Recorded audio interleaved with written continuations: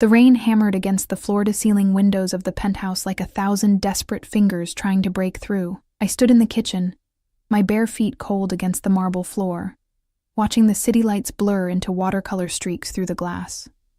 3 years. 3 years of living in this gilded cage, and I still felt like a ghost haunting someone else's life. My hands trembled as I poured chamomile tea into the delicate porcelain cup, one of dozens in the cabinet that I'd never chosen, never wanted. The steam rose and kissed my face with fleeting warmth, a brief comfort in the suffocating silence that had become my constant companion. I wrapped my cardigan tighter around my thin frame, feeling the weight of fabric that cost more than my mother's monthly rent, yet provided no real warmth. 3 years of marriage to a man who barely looked at me. 3 years of sleeping in separate rooms. 3 years of wondering why he'd chosen me at all. The grandfather clock in the hallway chimed midnight, its echo bouncing off the empty walls. Marcus wouldn't be home for hours, if he came home at all. Most nights, I fell asleep to silence and woke to absence. The penthouse was enormous, spanning the entire top floor of the building, but it felt like a mausoleum, beautiful and lifeless. I moved to the living room, my footsteps soundless, practiced in the art of not disturbing the peace of a home that had never truly been mine. Everything here screamed of wealth and power. The Italian leather sofas I was afraid to sit on, the original paintings whose artists I couldn't pronounce, the Persian rugs that probably cost more than most people's homes. But none of it was mine. I was just another expensive object Marcus Valentino had acquired and forgotten. The marriage had been arranged, that much I understood. My father had owed money to dangerous people, the kind of debt that doesn't get erased with bankruptcy or apologies. One day, men in black suits had appeared at our cramped apartment, and my father's face had gone the color of ash. Then Marcus himself had arrived. I remember that day with crystalline clarity. He'd walked into our shabby living room like a predator entering a cage of mice, and everything had shifted. He was younger than I'd expected, only 30 to my 21, and devastatingly handsome in a way that made my breath catch. Dark hair swept back from a face of sharp angles and harder edges, eyes the color of smoke and steel, a body that moved with lethal grace beneath a suit that probably cost more than our annual rent. He'd barely looked at me that day. His gaze had swept over me once, cataloging, assessing, dismissing, before returning to my father. They'd spoken in low voices while I sat frozen on our threadbare couch, my younger sister clutching my hand with bruising force. I caught fragments: debt, arrangement, protection, marriage. My father had cried when Marcus left. Great, heaving sobs that shook his shoulders while he apologized over and over. "You'll be safe," he'd said, his voice breaking. "He promised you'd be safe, and your sister, your mother. He'll protect them all." The wedding had happened 2 weeks later in a courthouse, witnessed by stone-faced men in expensive suits and one terrified girl who'd barely graduated high school. Marcus had said his vows in a voice devoid of emotion, slipped a platinum band on my finger that felt like a shackle, and kissed me once. A brief, cold press of lips that promised nothing. That had been the only time he'd touched me in 3 years. I curled up on the window seat, pulling my knees to my chest, watching the rain. My reflection stared back at me in the glass. Too thin, too pale, drowning in clothes meant for someone with more substance. I'd lost weight since the wedding, despite the private chef who prepared elaborate meals I mostly ate alone. Depression, maybe, or just the slow erasure of existing in a space where you don't belong. The sound of the elevator doors opening made my heart jump. I glanced at the clock. 1:30 in the morning, early for Marcus. I heard his voice first, low and deadly calm, speaking in Italian to someone. Then other voices, his men, always surrounding him like a living fortress.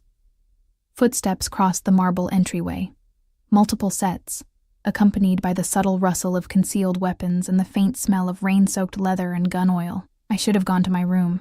That was the unspoken rule. When Marcus conducted business, I made myself invisible. But something in his tone made me freeze, my curiosity warring with self-preservation. "Don't care what his excuse was," Marcus was saying, his voice carrying that particular edge that made grown men flinch. "He had one job. One. And now we have a problem." I shifted slightly, trying to hear better, and my elbow knocked against the decorative vase on the side table. It wobbled, time slowing to syrup as I watched it teeter. My hand shot out, but I was too late.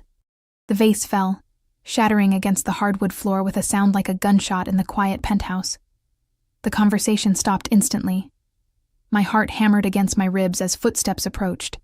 Quick, purposeful, dangerous. I pressed myself back against the window seat, making myself as small as possible, my breath coming in shallow gasps. Marcus appeared in the doorway to the living room, and my breath caught. He'd removed his suit jacket, his white shirt unbuttoned at the collar, sleeves rolled up to reveal forearms corded with muscle and decorated with scars that told stories I'd never hear. His dark hair was slightly disheveled, and there was a smear of something on his jaw that might have been blood. His gray eyes found me immediately, pinning me in place like a butterfly to a board. For a moment, neither of us moved.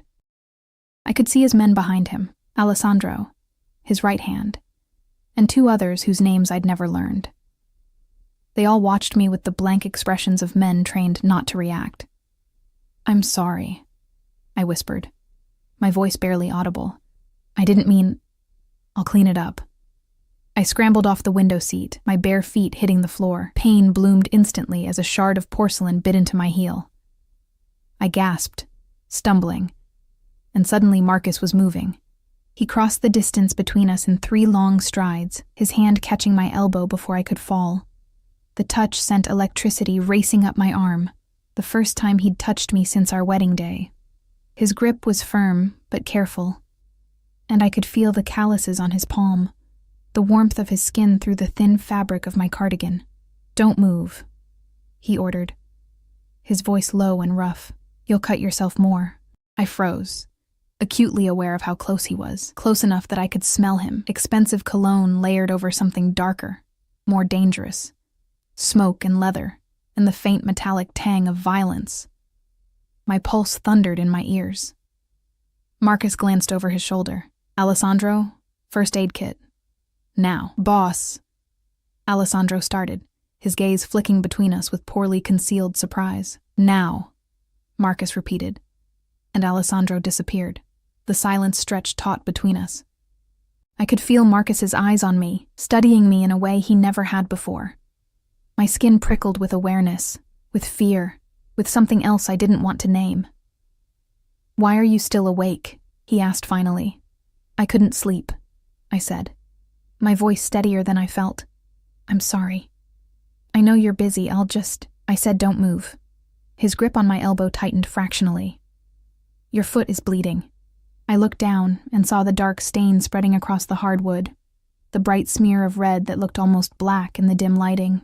The pain was distant, secondary to the surreal reality of Marcus Valentino touching me, speaking to me, looking at me like I was actually visible. Alessandro returned with the first aid kit, his expression carefully neutral.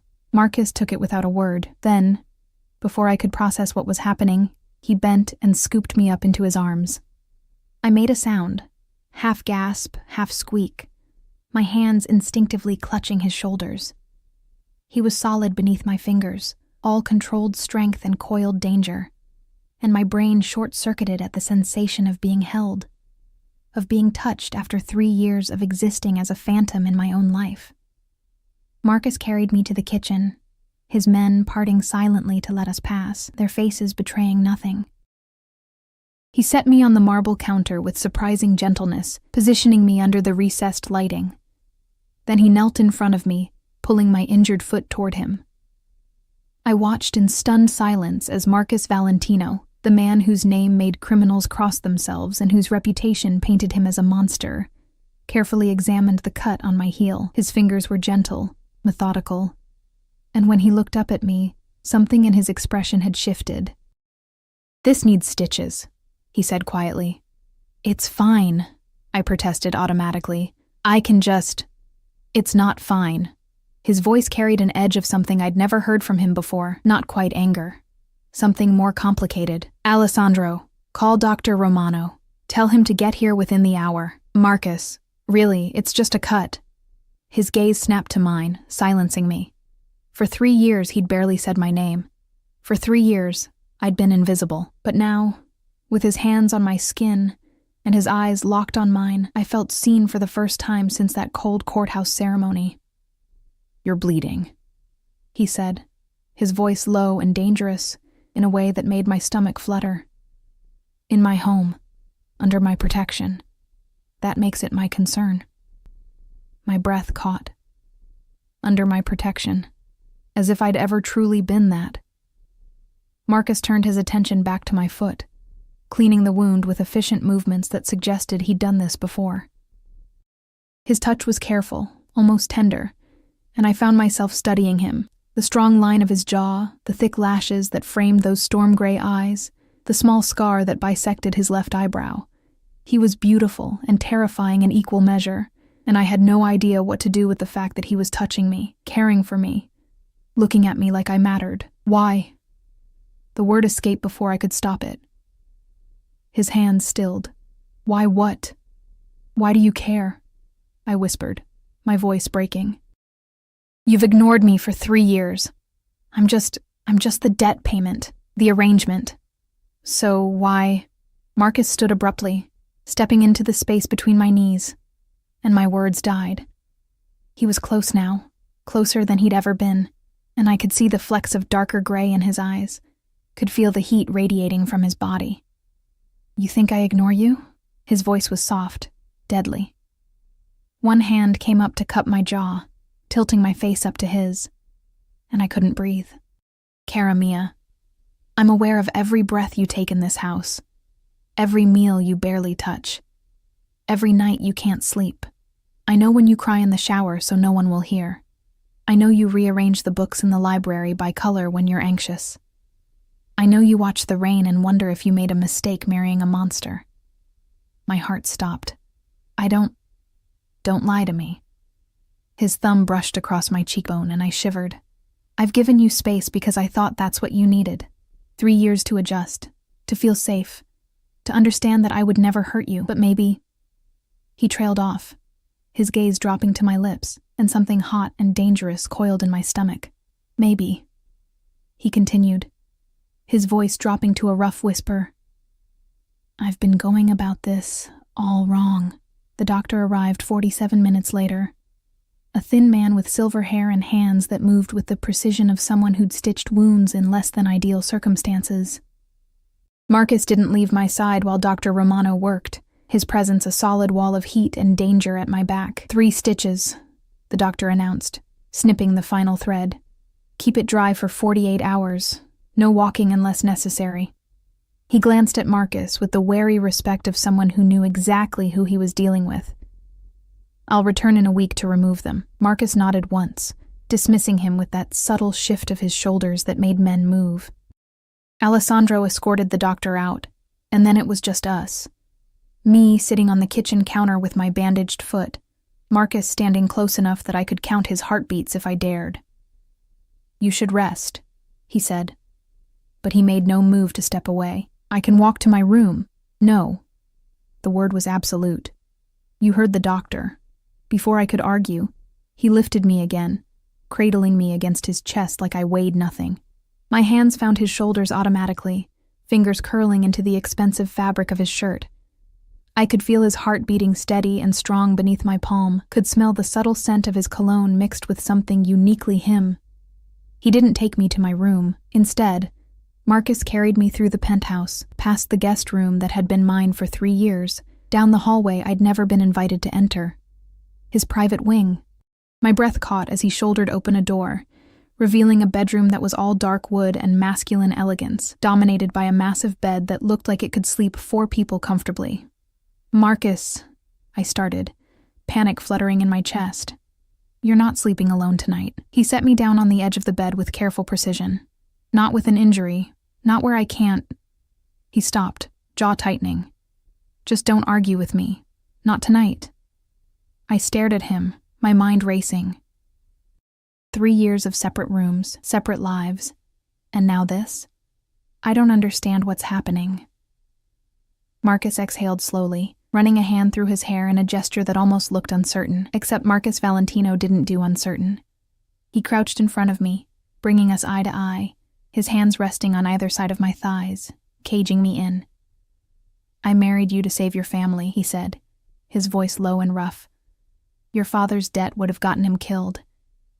Your mother, your sister, they would have been collateral damage. I couldn't. He paused, something dark crossing his face. I couldn't let that happen. But why? I whispered. Why would you care about some random family with debt? His jaw clenched. Because 15 years ago, my mother died because of debt my father couldn't pay. I was 14. I watched men drag her out of our apartment while my father begged. They said it was just insurance, just leverage. They brought her back 3 days later in a body bag. My heart cracked open. Marcus.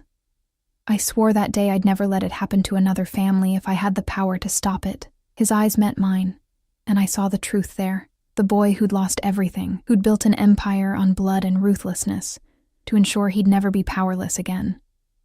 When your father's debt came across my desk, I saw you.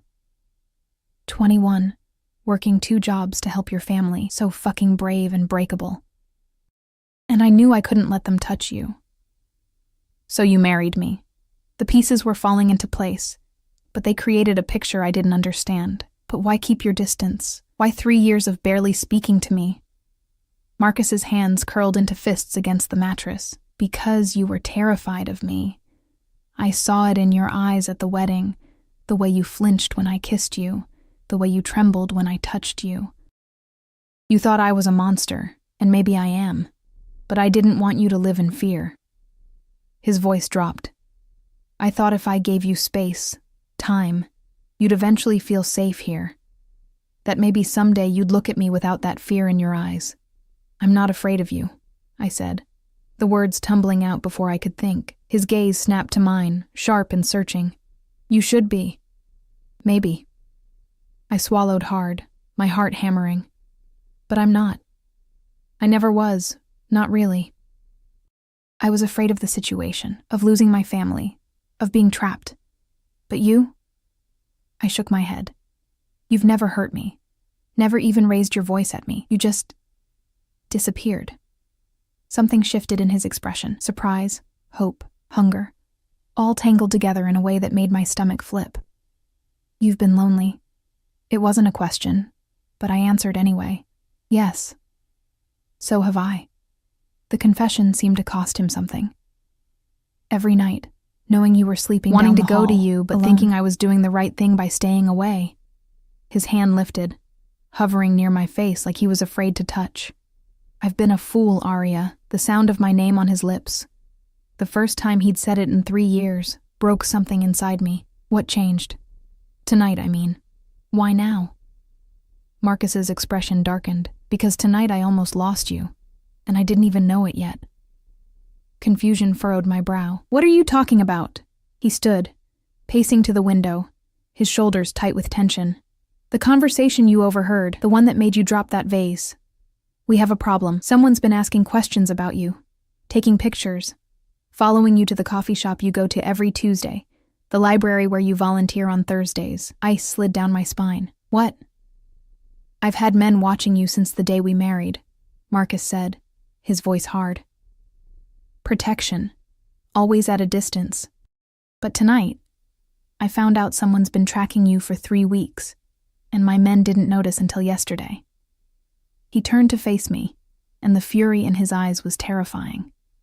Someone is targeting my wife, and that means someone is challenging me. The word wife hit differently this time, laden with possession and promise. Who? That's what I'm going to find out. He crossed back to me, cupping my face in both hands, tilting it up to his. But understand this, Arya. Everything changes now. No more separate rooms. No more distance. You're mine, and I protect what's mine. Anyone who tries to touch you will learn exactly how much of a monster I can be. My breath came in shallow gasps. This close, I could see the barely leashed violence in him, the predator who'd killed and conquered to build his empire. But beneath that, I saw something else. Genuine fear. Fear for me. I need to know you understand, Marcus continued, his voice dropping to that dangerous softness. From this moment forward, you don't leave this penthouse without my men. You don't go anywhere I haven't cleared, and you definitely don't sleep in that lonely room down the hall anymore. His thumbs stroked across my cheekbones. I've tried to be noble, to give you the space you needed, but someone just declared war by threatening you, and I'm done pretending I don't want you in my bed, in my life, in every possible way. Marcus. I didn't know what to say, how to process the intensity of his words, the heat in his eyes. Tell me you understand, he demanded softly. Tell me you'll let me protect you. I understand. The words came out steadier than I felt. But I need something too. His eyes narrowed slightly. What? Honesty. I placed my hand over his heart, feeling it thunder beneath my palm. No more secrets. No more distance. If this is real, if we're really doing this, then I need to know you, not the monster everyone fears, but the man behind it. For a long moment, Marcus just stared at me. Then slowly he nodded. Honesty. I can do that. His lips curved into something that wasn't quite a smile, though you might not like everything you learn. Try me. He studied my face like he was memorizing it, his hand still cradling my jaw. I've wanted you since the day I first saw you. When I walked into that apartment and saw you sitting there in your worn jeans and oversized sweater, trying so hard to be brave while your world fell apart, something in me just claimed you. It was instant and absolute, and it terrified me. My heart stuttered. Why would that terrify you? Because men like me don't get to want things. His voice was raw, stripped of the usual control. We take what we need and destroy what threatens us, but wanting, that's vulnerability. That's a weakness enemies can exploit. His forehead touched mine, and I could feel his breath against my lips. But I looked at you and wanted anyway. Wanted to protect you, possess you, keep you safe from everything, including myself. That's why you stayed away. I breathed, understanding finally clicking into place. You thought you were protecting me from your own feelings. I thought I was protecting you from becoming a target. His hands slid down to my shoulders, my arms, leaving trails of fire. I thought if we seemed like a business arrangement, if you appeared to be just another transaction, no one would see you as leverage. I was wrong. Someone saw through it, or they don't care, and now you're in danger because of me. So what happens now? Marcus pulled back slightly, his eyes searching mine. Now I stop pretending. Now I claim my wife properly, and I make sure every person in this city knows that touching you means death. His hand curved around the back of my neck, possessive and gentle. Now I keep you so close that nothing and no one can hurt you. The intensity in his voice, in his touch, made my pulse race. That sounds like a cage, a gilded cage, Karamia. But yes, he didn't lie. Didn't try to soften it. I won't apologize for keeping you safe, even if it means locking you away from the world. I should have been angry. Should have fought against the idea of being confined, controlled. But looking into Marcus's eyes, seeing the genuine fear there mixed with hunger and possession, I found I couldn't summon the outrage. Maybe because some broken part of me had always wanted to be wanted this desperately. Or maybe because 3 years of loneliness had left me starving for connection, even if it came wrapped in danger and obsession. Okay, I whispered. Marcus went very still. Okay? I'm not saying I'll be a perfect prisoner, I clarified, feeling braver than I had in years.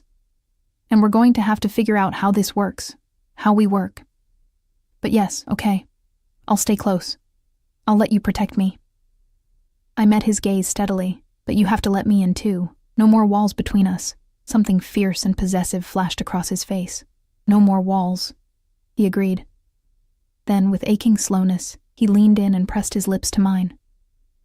The kiss was nothing like our wedding kiss, that cold, perfunctory press of lips that had promised nothing.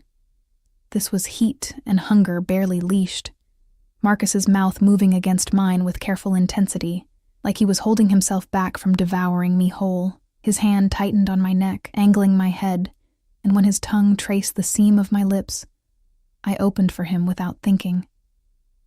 The kiss deepened, and I made a sound I didn't recognize. Need and surrender all tangled together. Marcus groaned against my mouth, his free hand finding my waist, pulling me closer to the edge of the bed, pressing himself between my thighs. I could feel the evidence of his desire, could feel the way his whole body trembled with the effort of maintaining control. When he finally pulled back, we were both breathing hard. His pupils were blown wide, his lips slightly swollen, and the look in his eyes was pure predator. 3 years, he said roughly, his voice barely recognizable. 3 years I've wanted to do that, wanted to taste you, touch you, claim you properly. His hands flexed on my waist. You have no idea how hard it's been. Hearing you in the shower, smelling your shampoo in the hallway, knowing you were sleeping alone just down the hall. I was trembling, overwhelmed by sensation and emotion. Marcus, but not tonight. He pressed one more gentle kiss to my forehead, then stepped back with visible effort. Tonight you rest. Let your foot heal. And he exhaled shakily. I need to make some calls, find out who's been following you, and explain to them why that was a fatal mistake. The shift from passionate to deadly was jarring, a reminder of exactly who I'd married. But somehow, knowing he was channeling that violence toward protecting me made it less frightening and more thrilling. Marcus helped me under the covers, his movements surprisingly gentle. Sleep, Kara. I'll be in the study if you need me. Alessandro will be outside the door. He paused, something vulnerable crossing his face. And Arya? Tomorrow, everything changes. Tomorrow I start making up for 3 years of being an idiot. I watched him leave, the door clicking shut softly behind him, and stared at the ceiling of his bedroom. Our bedroom now, apparently. My foot throbbed dully, my lips still tingled from his kiss, and my mind spun with everything that had happened in the span of a few hours. Someone was following me. Marcus had wanted me all along. We just had our first real kiss. Everything had changed, just like he said. I touched my lips, remembering the heat of his mouth, the barely controlled hunger in his kiss. For 3 years, I'd existed in this penthouse like a ghost. But tonight, Marcus had made me feel solid, real, wanted. Tomorrow, he'd said, everything changes. I closed my eyes, Marcus's scent surrounding me from the pillows, and for the first time in 3 years, I fell asleep without crying. Sunlight pierced through the floor-to-ceiling windows, dragging me from sleep. For a disoriented moment, I didn't recognize my surroundings. The massive bed, the dark furniture, the scent of expensive cologne clinging to the sheets. Then, memory crashed back. The broken vase, the stitches, Marcus's confession, that devastating kiss. I sat up carefully, testing my injured foot. It throbbed, but the pain was manageable. The clock on the nightstand read 9:47 a.m., later than I'd slept in years. A note rested beside it, written in bold, angular handwriting. Stay in bed. Breakfast is coming. We need to talk. M. As if summoned by the note, a soft knock sounded at the door. Mrs. Valentino? A woman's voice, unfamiliar. Come in, I called, pulling the covers higher. The door opened to reveal a woman in her 50s with kind eyes and silver-streaked hair, carrying a tray laden with food. Behind her, Alessandro stood in the hallway, his expression unreadable. Good morning, ma'am. I'm Teresa, Mr. Valentino's housekeeper. She set the tray across my lap with practiced efficiency. He asked me to ensure you ate properly and stayed off that foot. I stared at the spread. Fresh fruit, perfectly scrambled eggs, toast, bacon, orange juice, coffee. This is too much. Teresa's smile was gentle. Mr. Valentino was very specific about your breakfast. He said you haven't been eating enough. Her eyes held understanding, maybe even sympathy. He's been worried about you for quite some time, though he'd never admit it. Heat crept up my neck. How long have you worked for him? 15 years. Since he was barely more than a boy trying to survive in a dangerous world. She adjusted the pillows behind me. I've never seen him look at anyone the way he looks at you. Like you're precious, breakable, worth protecting at any cost. The words settled over me like a warm blanket. He has a strange way of showing it. Men like Mr. Valentino don't know how to be soft, Teresa said quietly. They learn to survive, to fight, to kill. Love confuses them, makes them vulnerable. She patted my hand. Give him time to figure out how to be a husband instead of just a protector. After she left, I picked at the food, my mind churning. Everything had shifted so fundamentally in one night that I didn't know how to orient myself. The man I'd thought ignored my existence had apparently been watching me obsessively for 3 years. The marriage I'd believed was merely transactional apparently meant something to him, something intense and possessive that both thrilled and terrified me. I was halfway through the eggs when the door opened again. Marcus filled the doorway, and my breath caught. He'd showered and changed into fresh clothes, dark slacks and a black shirt that emphasized his broad shoulders.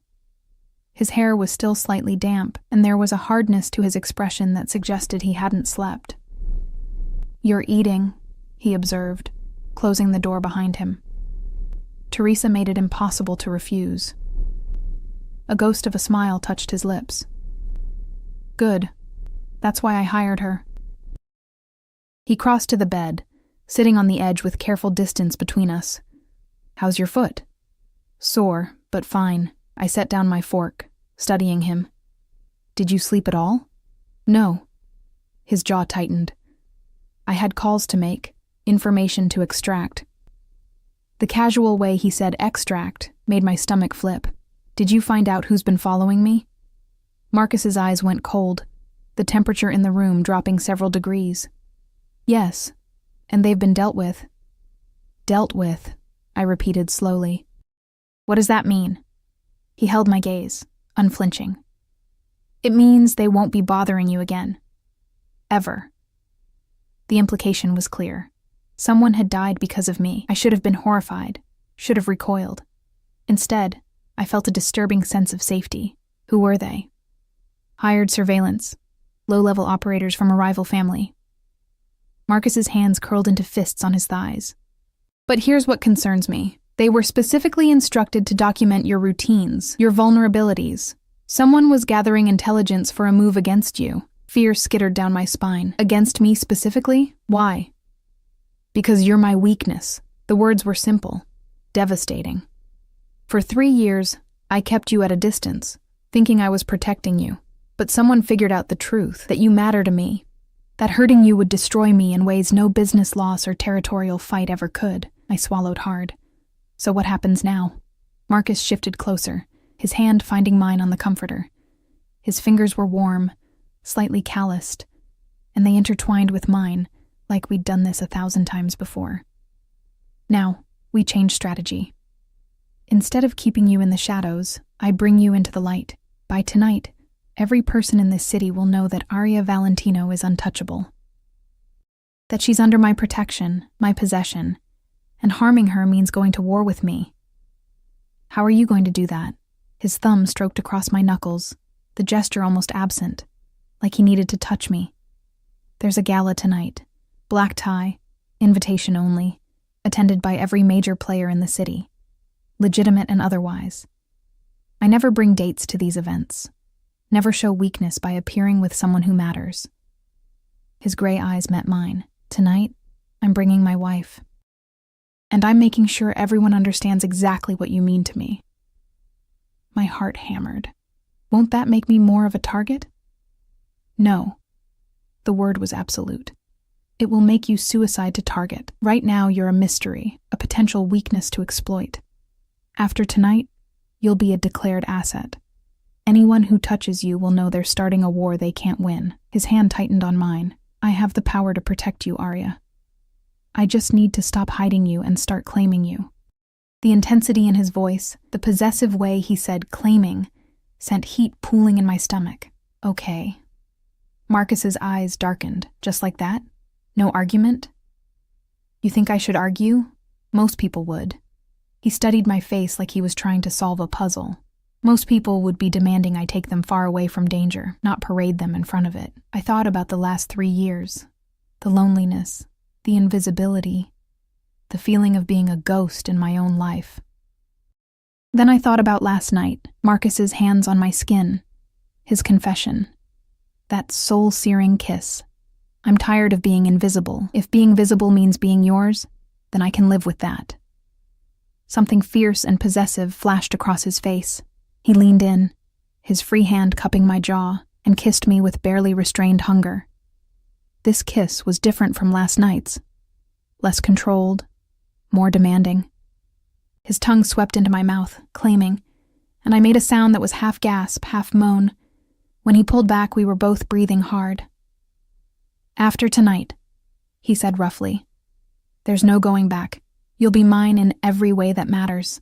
In the eyes of my world, in reality, in this bed." His thumb traced my lower lip. "Are you sure this is what you want?" I should have been uncertain.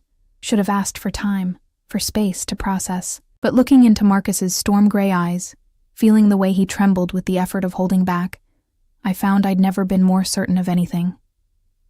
"I'm sure." Marcus exhaled shakily, then stood with visible effort. "Then we have a lot to do today. I've had a stylist scheduled to arrive this afternoon. You'll need a dress, hair, makeup, everything. I have dresses. Not like this one." His eyes raked over me with an intensity that made my skin prickle.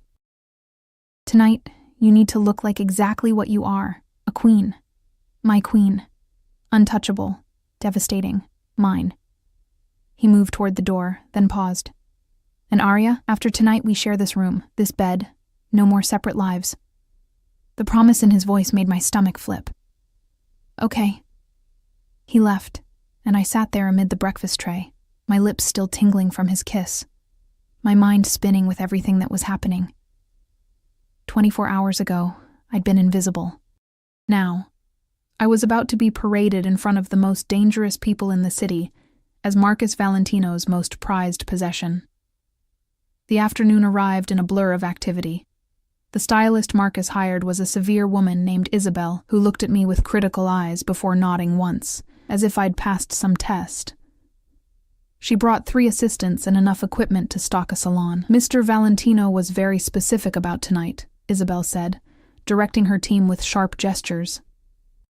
"Elegant, but powerful. Beautiful, but untouchable. You need to look like a woman who could bring a man to his knees with a glance." "That's a tall order," I muttered. Her smile was sharp. "Darling, have you looked in a mirror? The bones are already there. We just need to show the world what Mr. Valentino already sees." What followed was hours of pampering that felt more like preparation for battle. My hair was washed, trimmed, and styled into soft waves that cascaded down my back.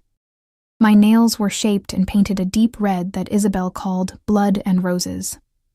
Makeup was applied with artistic precision, subtle but striking, emphasizing my eyes and cheekbones in ways I'd never managed myself. Then came the dress. Isabel held it up with reverent hands. A floor-length gown in midnight blue silk that seemed to capture light and shadow in its folds. The neckline was elegant but revealing. The waist cinched, the skirt flowing like water. Diamond-studded heels accompanied it, along with jewelry that probably cost more than my family's house. "Mr. Valentino chose this himself," Isabel said, helping me into the dress. "He was very particular about the color. Said it matched your eyes when you're angry." The dress fit perfectly, hugging every curve I'd forgotten I had under my usual oversized clothes. When I finally looked in the full-length mirror, I barely recognized myself. The woman staring back was elegant, poised, powerful. Everything I'd never felt like before.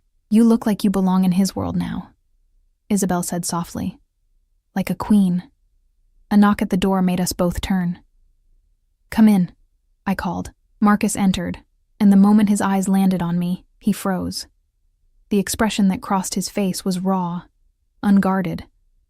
Hunger and possession and something that looked almost like reverence. "Leave us," he said without looking away from me, his voice rough. Isabel and her team disappeared quickly, the door clicking shut behind them. Marcus crossed the room slowly, circling me like a predator, his gaze cataloging every detail. "Do you have any idea," he said finally, stopping in front of me, "how beautiful you are, how every man at that gala is going to want you the moment you walk in?" My breath caught. "Marcus, but they can't have you." His hand found my waist, pulling me flush against him. "Because you're mine. Every gorgeous inch of you belongs to me. And after tonight, everyone will know it." He leaned down, his lips brushing the shell of my ear. I'm going to make you shine, cara mia. And then I'm going to make sure the world knows that touching you means death. The possessive promise in his voice made me shiver. You sound very sure of yourself. I am. He pulled back enough to meet my eyes, and the intensity there stole my breath. I've spent 3 years holding back, being cautious, protecting you from afar. Starting tonight, that ends. Starting tonight, you're not just my wife in name.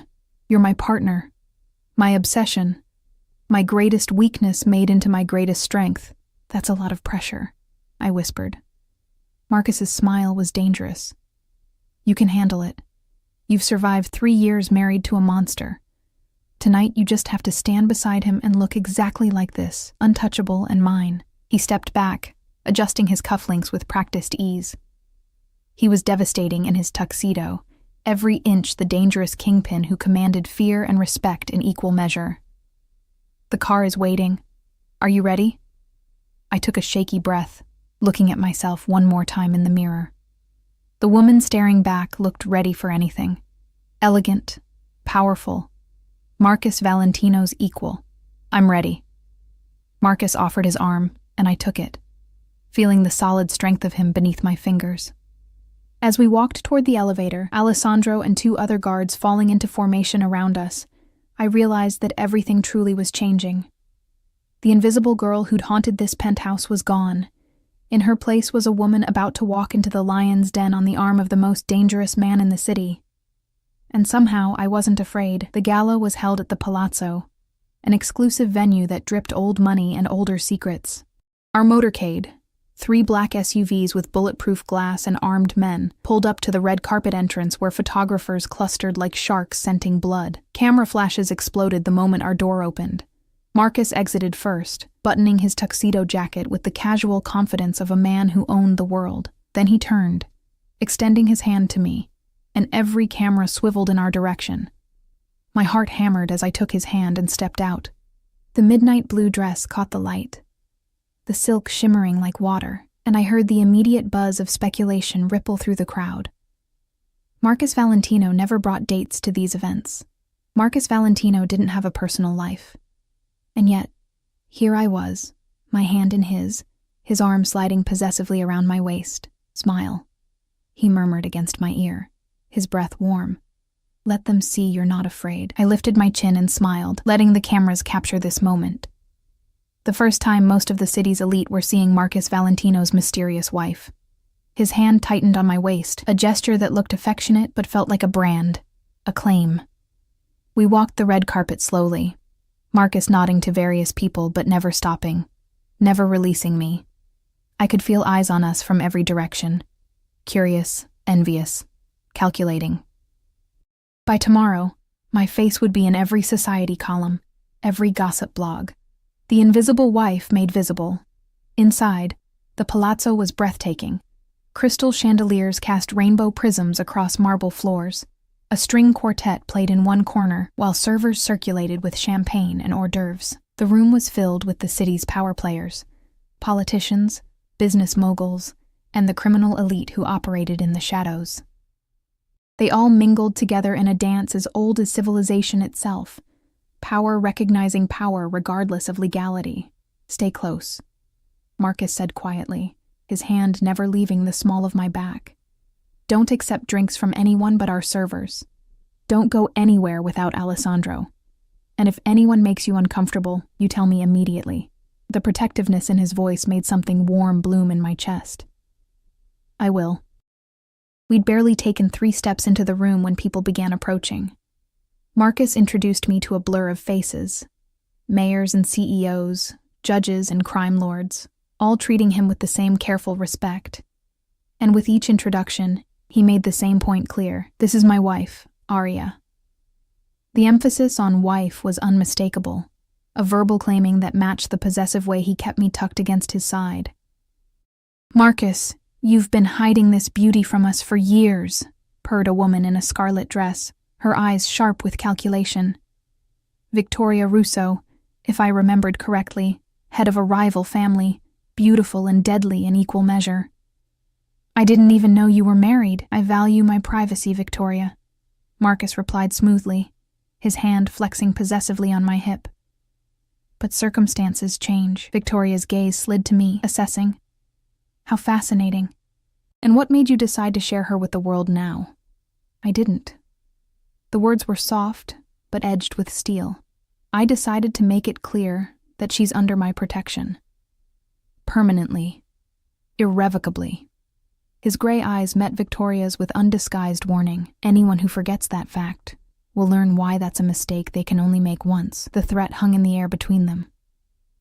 Victoria's smile didn't waver, but something flickered in her eyes. Acknowledgement. Maybe even a hint of fear. How romantic. Congratulations on finally claiming your bride properly. She drifted away, but I could feel her watching us. She's dangerous, I murmured.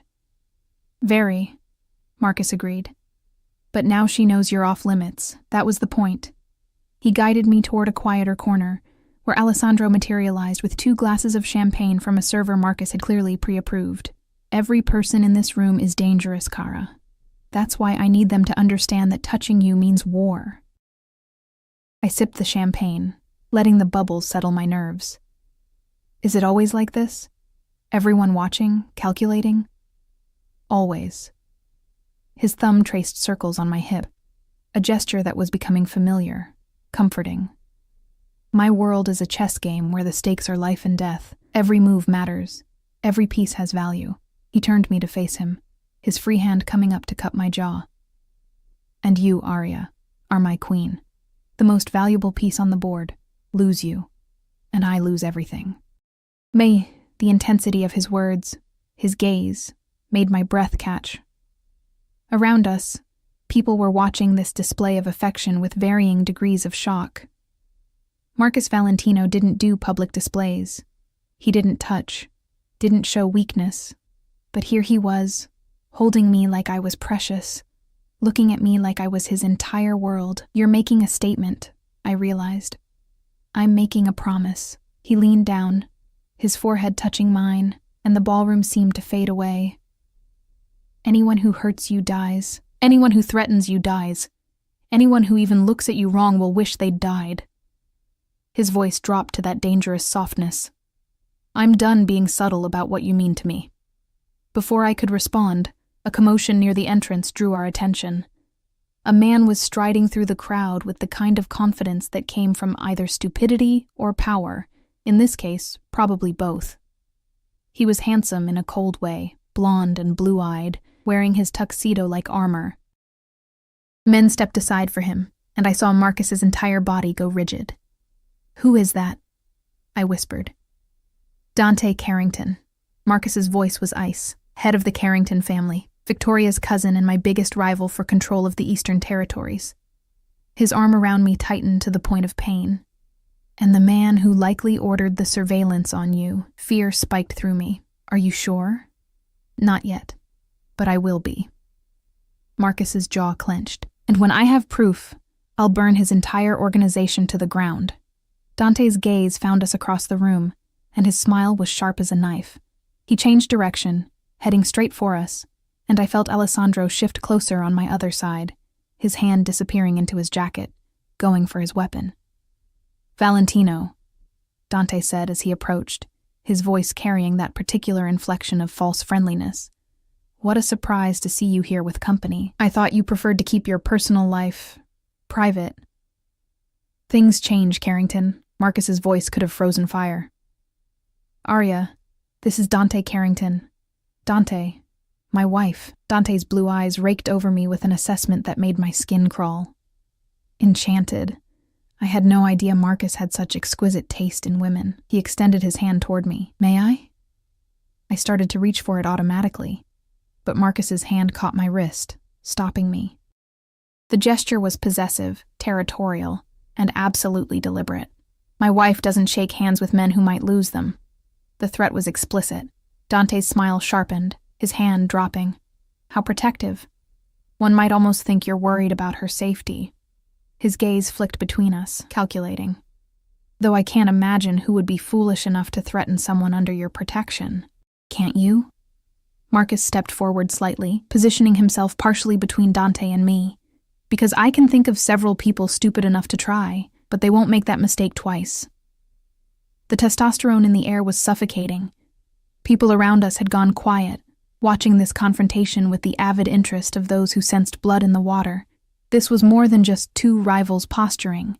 This was a challenge, a line being drawn. Dante's expression never wavered. Well, I'd hate for anything unfortunate to happen to such a lovely woman. The city can be so dangerous, especially for those who find themselves in the wrong place at the wrong time. His gaze met mine. You should be careful, Mrs. Valentino. Sometimes protection isn't enough. My spine stiffened. Is that a threat? A friendly warning. Dante's smile was cold, from one concerned citizen to another. Marcus moved so fast I barely registered it. One moment he was standing beside me, the next he had Dante by the throat, slamming him back against a nearby pillar. Gasps rippled through the crowd. Alessandro and the other guards formed a wall around us, hands on weapons, ready for war. Let me make something very clear, Marcus said softly, his voice carrying despite its quietness. You don't talk to my wife. You don't look at my wife. You don't think about my wife.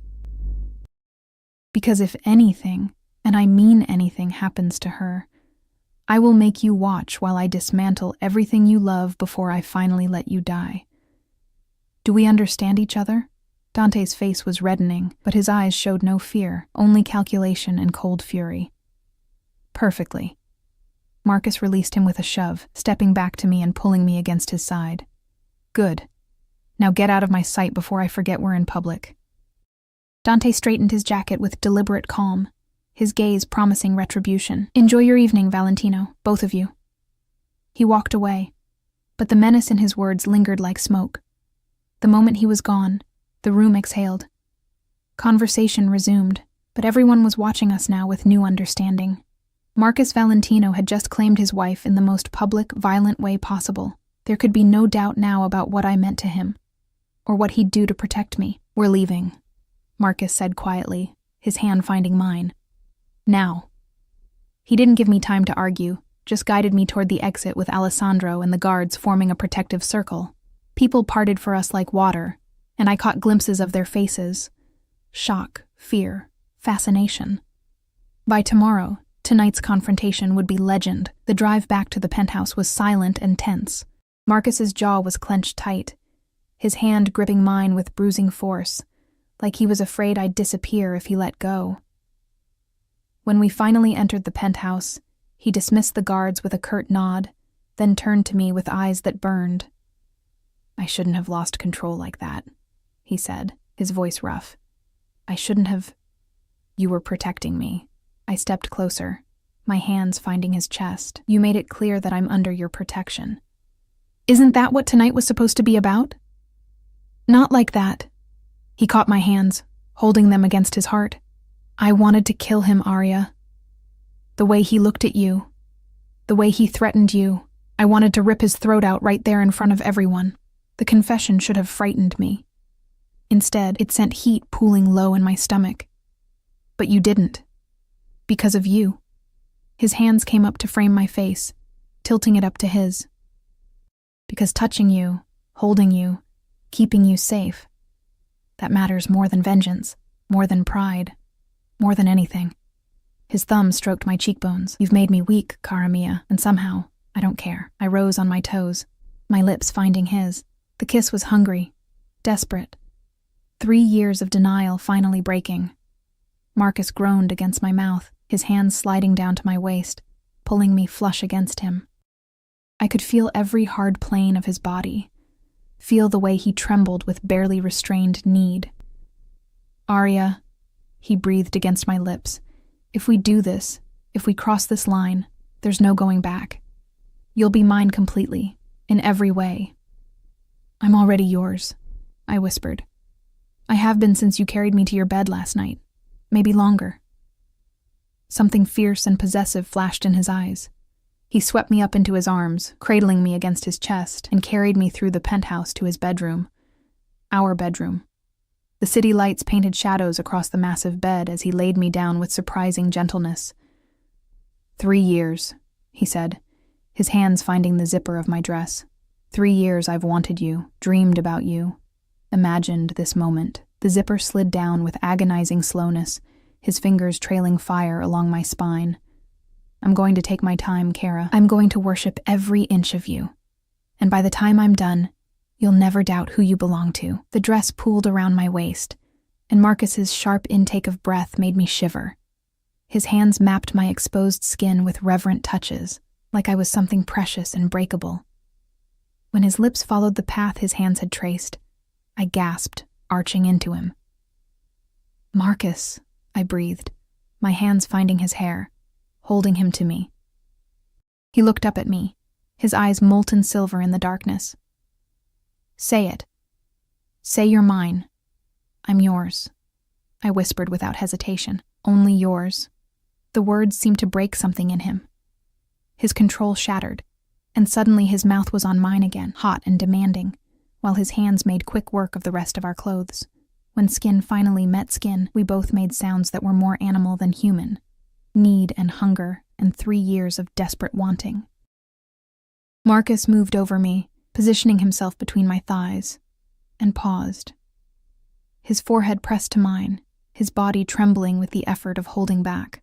Last chance to change your mind. I wrapped my legs around his waist, pulling him closer. I'm not changing my mind. I want this. I want you. He entered me slowly, carefully, his eyes never leaving mine. The sensation was overwhelming. Pleasure edged with pain, fullness, connection, completion. When he was fully seated inside me, he stilled, giving me time to adjust, his whole body shaking. Arya, he breathed, my name a prayer and a curse. You feel... God, you feel perfect. Then he began to move, and coherent thought became impossible. There was only sensation, only Marcus above me, around me, inside me. His hands mapped my body like he was memorizing every curve, every response. His mouth left marks on my throat, my collarbone, branding me as his.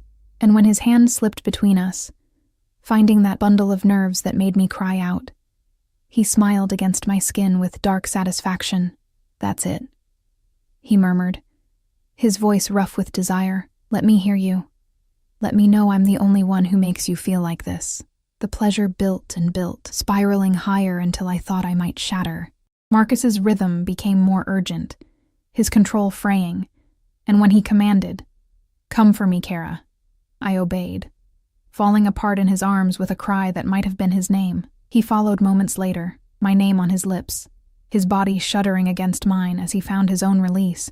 Then he collapsed beside me, pulling me into his arms, holding me like I might disappear. For long moments, we just breathed together, hearts racing, skin slick with sweat. Marcus's hand stroked through my hair with surprising tenderness, and when I looked up at him, the expression on his face stole my breath. Mine, he said softly, fiercely. You're mine now, Arya. Completely, irrevocably mine. I pressed a kiss to his chest, right over his heart. And you're mine. His arms tightened around me, always have been, Cara Mia, even when I was too stupid to admit it. We lay there in the darkness, wrapped around each other, and for the first time since our courthouse wedding 3 years ago, I felt like I was exactly where I belonged. Block 5. I woke to unfamiliar warmth, Marcus's body wrapped around mine. His arm heavy across my waist, his breath stirring my hair. Morning light filtered through the windows, painting everything gold, and for a moment I just existed in that perfect stillness, memorizing the weight of him, the rhythm of his breathing, the way his hand splayed possessively across my stomach even in sleep. Then his phone shattered the peace. Marcus came awake instantly, the warrior replacing the lover in a heartbeat. He grabbed the phone from the nightstand, his voice sharp. What? I couldn't hear the response, but I watched his expression darken, his jaw clenching. When? A pause. How many? Another pause, longer this time. Handle it. I'll be there in an hour. He ended the call and turned to me, his hand cupping my face with surprising gentleness. I have to go. There's been a situation at one of the warehouses. Fear spiked through me. What kind of situation? The kind that requires my immediate attention. He pressed a kiss to my forehead. Alessandro will stay with you. Don't leave the penthouse for any reason. I mean it, Arya. Marcus, promise me. His eyes were intense, worried. After last night, after what happened with Carrington, I need to know you're safe while I handle this. I swallowed my protest. I promise. He dressed quickly, efficiently, transforming from the passionate lover to the dangerous crime lord. Before leaving, he kissed me one more time, deep, possessive, promising. I'll be back soon. And Arya? Last night changed everything, for both of us.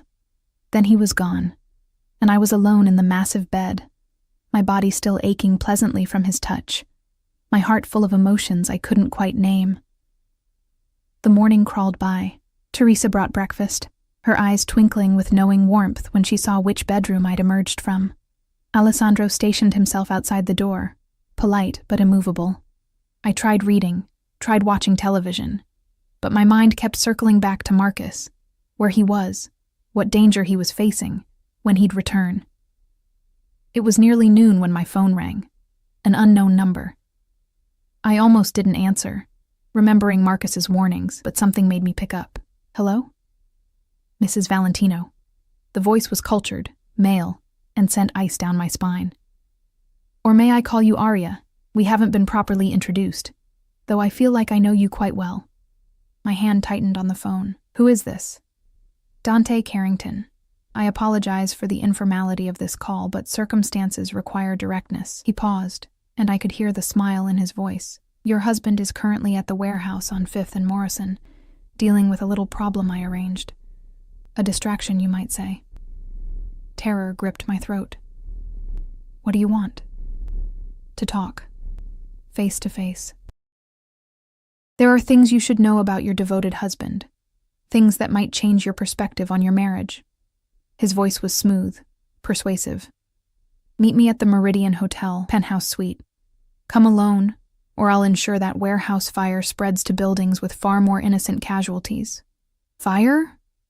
My voice cracked. You set a fire? A small one. Controllable for now, but these things can get out of hand so quickly. The threat was velvet-wrapped steel. You have 30 minutes, Arya. Don't disappoint me. And don't tell anyone. Not Alessandro. Not your husband's men. This is between you and me. The line went dead. My hands shook as I stared at the phone. This was a trap. It had to be. But if Dante had really set that fire, if he was threatening innocent lives, I thought of Marcus's face when he'd talked about his mother, about the helplessness he'd felt as a boy. I couldn't let people die because of me. I grabbed a coat and my purse, my mind racing. Alessandro was in the hallway, but there was a service elevator at the other end of the floor, one I'd discovered during sleepless nights of exploring. If I was quick, if I was quiet. 10 minutes later, I was in a cab, heading toward the Meridian Hotel. My phone clutched in my hand. I should call Marcus, should tell Alessandro, but Dante's threat echoed in my mind. People would die if I didn't go alone. The Meridian was sleek and modern, all glass and chrome. I gave Dante's name at the desk, and the concierge directed me to a private elevator that required a key card. My heart hammered as I rode up, watching the numbers climb, wondering if I was making the biggest mistake of my life. The elevator opened directly into the penthouse suite. Dante stood by the floor-to-ceiling windows, backlit by the city skyline, looking like he'd stepped out of a magazine. He turned when I entered, his smile sharp. Arya, thank you for coming. He gestured to a chair. Please sit. Would you like a drink? I want you to call off whatever you're doing at that warehouse. My voice was steadier than I felt.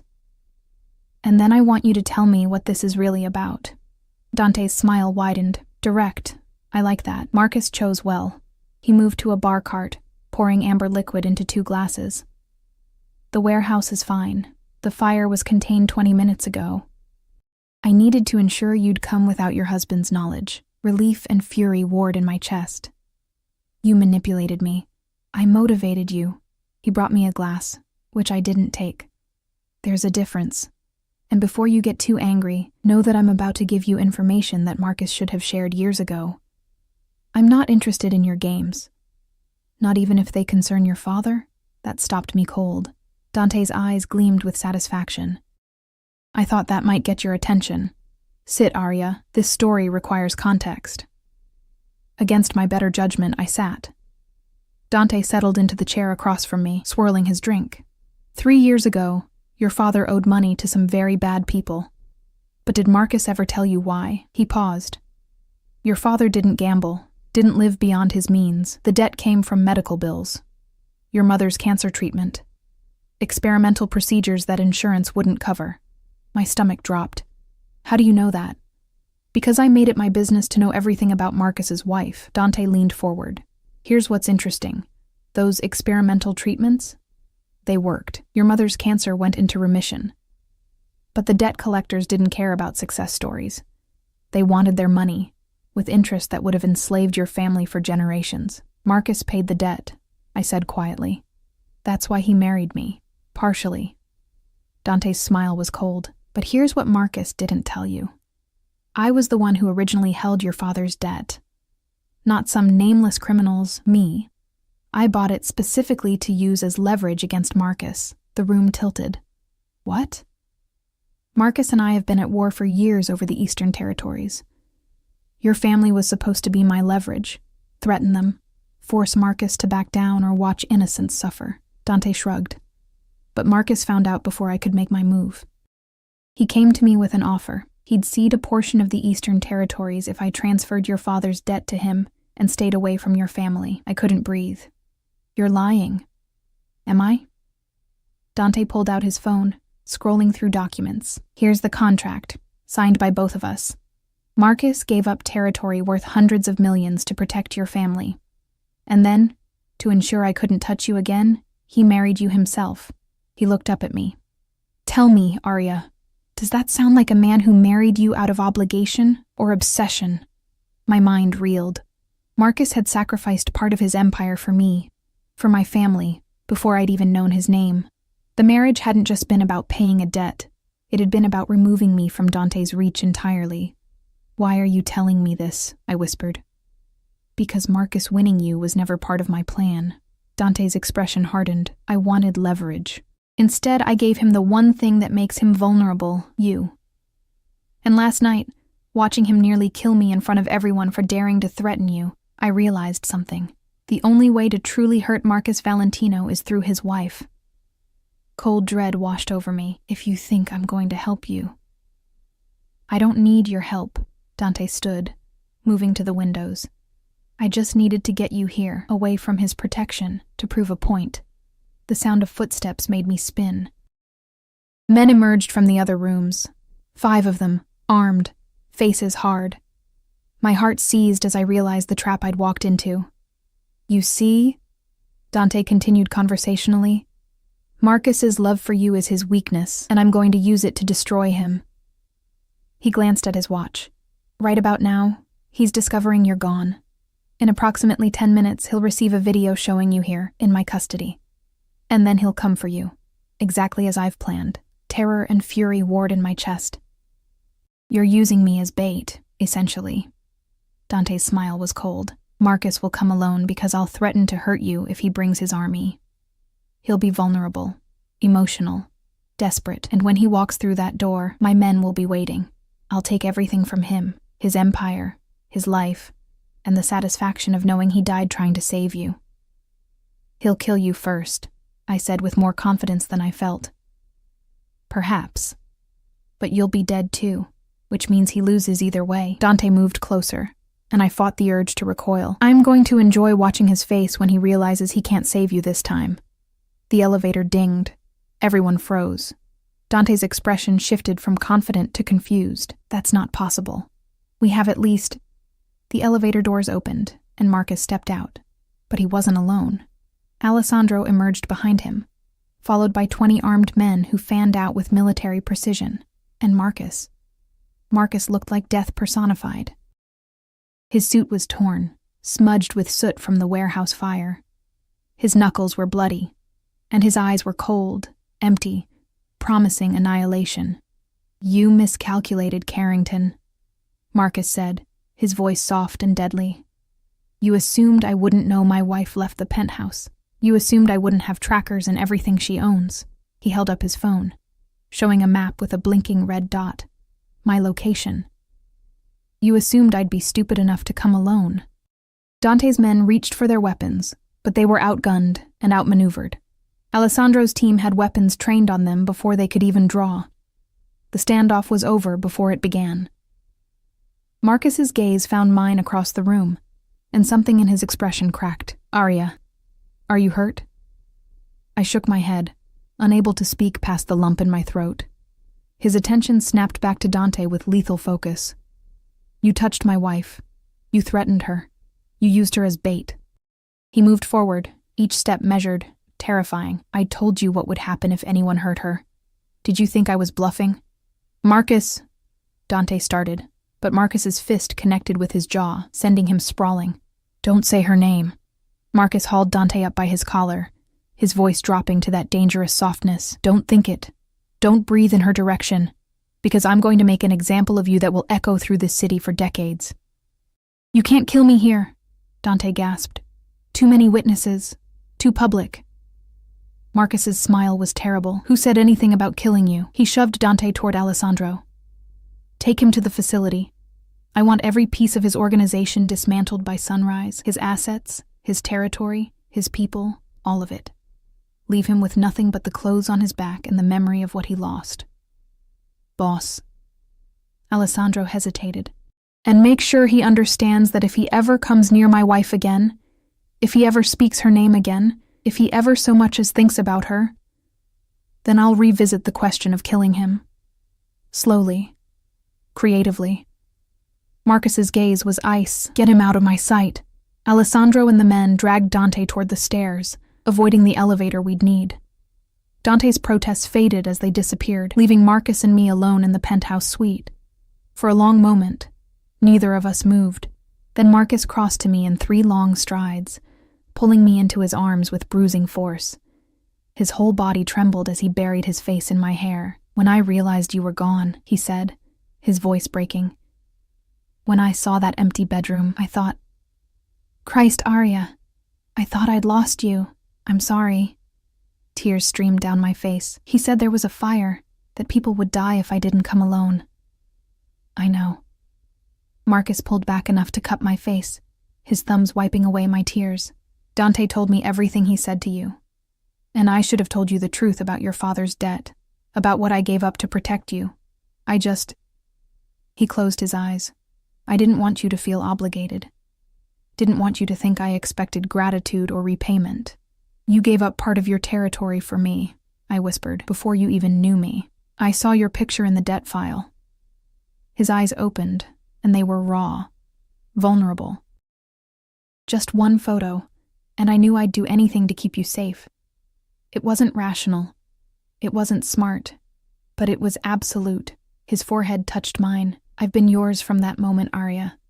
Long before you were mine. The confession broke something in me. I kissed him with everything I had. Love, gratitude, forgiveness, promise.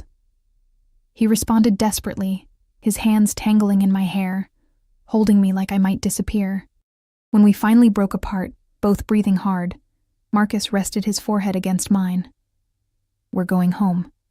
And then we're going to talk about you, ever leaving my sight again. I thought I was protecting you, I protested weakly. I'm supposed to protect you. His voice was fierce.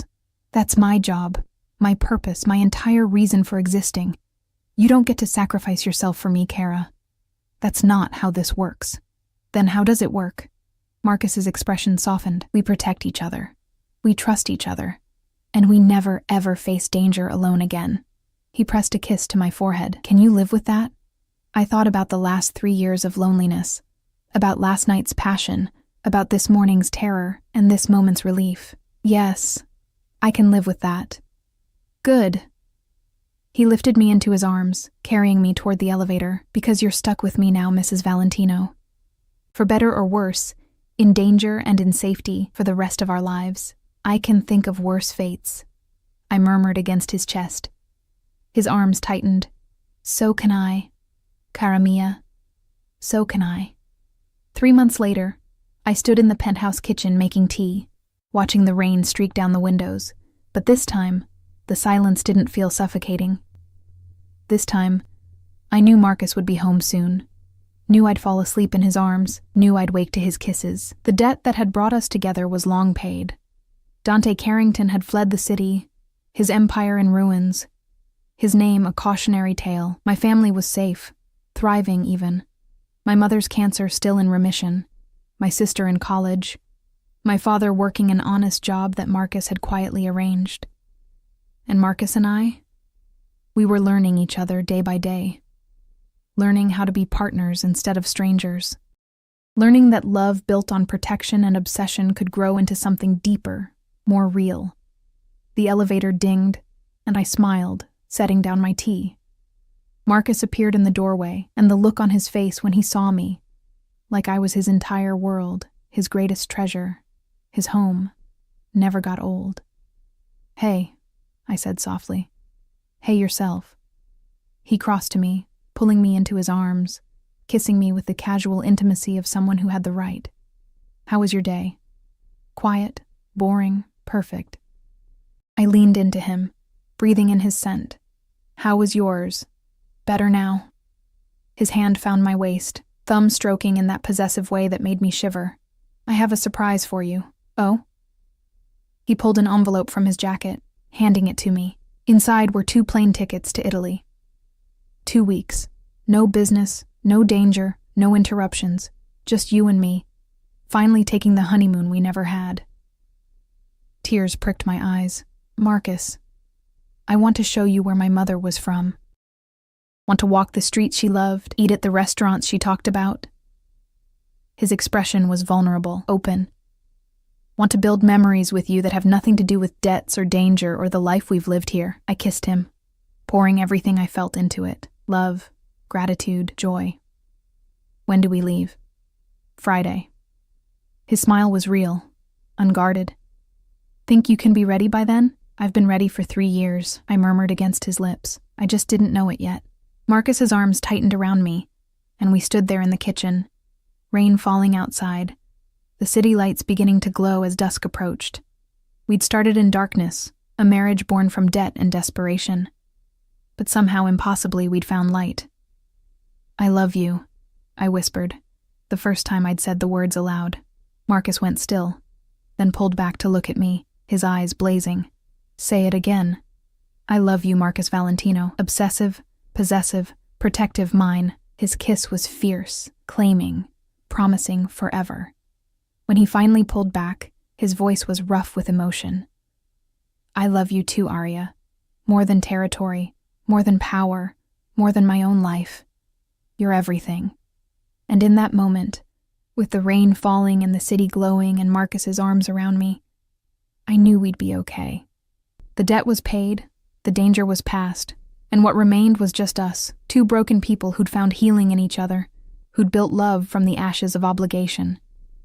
It wasn't the fairy tale I'd dreamed of as a girl. It was better, real, hard-won, ours. After 3 years of marriage, Marcus Valentino had finally touched me. And everything had changed, everything except the one truth that mattered most. We belonged to each other, now and always.